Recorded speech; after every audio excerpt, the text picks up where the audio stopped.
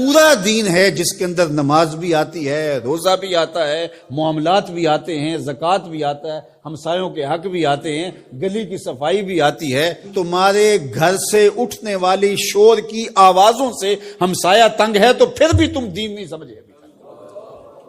جنت کی جو تعریف کی گئی ہے، مولوی صاحب تو اکثر حوروں کا ذکر کرتے ہیں، لیکن جنت کی تعریف میں ایک جملہ قرآن نے یہ بیان کیا، لا یسمعون فیہا لغوا ولا تاثیما۔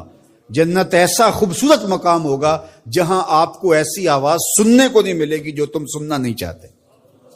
یہ ہے جنت، جو تمہاری طبیعت پہ شاک ہو، تمہارے کانوں پہ بوجھ ہو، تمہاری سماعتوں کے اوپر گراں گزرے، تو جنت میں تمہیں وہ بھی سننے کے لیے نہیں ملے گی۔ تو میں اپنے مبلغین سے، خطباء سے کہتا ہوں کہ فل ساؤنڈ کیا ہوا ہو اور ایکو بھی اس کی فل کی ہوئی ہو اور چھوٹا سا کمرہ ہو اور آپ آگے منہ رکھ کے زور زور سے بول رہے ہیں اور لوگوں کے دل ڈول رہے ہیں اور آپ سمجھتے ہیں یہ تبلیغ کر رہے ہیں۔ یہ تبلیغ نہیں، یہ بدتمیزی کر رہے ہیں آپ۔ اللہ نے قرآن میں بولنے کا بھی سلیقہ سکھایا ہے، کہا کہ تمہاری آواز بہت بلند نہیں ہونی چاہیے، بدترین آواز فرمایا گدھے کی آواز ہے، وہ چیختا ہے، چلاتا ہے۔ تو کبھی ضرورت کے تحت آپ بلند بولیں تو وہ امر آخر ہے۔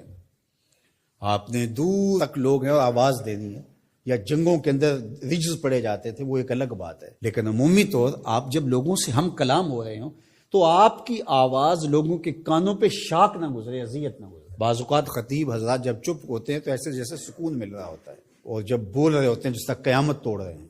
تو یہ کیا ہے؟ جنت کی یہ تعریف ہے، لا یسمعون فیہا لغوا، اس میں لغو بات سننے کو نہیں ملے گی۔ تو یار پوری زندگی کو، پوری دنیا کو جنت نہیں بنا سکتے، مسجد کوئی بنا دو جو ہے ہی جنت کا ٹکڑا ہے، ریاض الجنہ اس کو کہا گیا ہے۔ تو دین ایک مکمل اور پورے پیکج کا نام ہے۔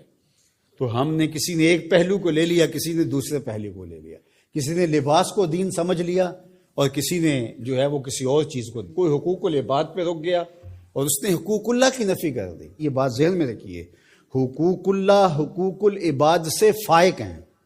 یہ عمومی طور پہ کہا جاتا ہے حقوق اللہ کی خیر ہے، حقوق العباد کا خیال رکھو۔ تو یہ بات ذہن میں رکھیے کہ جو حقوق اللہ ہیں وہ فائق ہیں حقوق العباد سے۔ بندے کے حق اللہ کے حق کے برابر کیسے ہو سکتے ہیں؟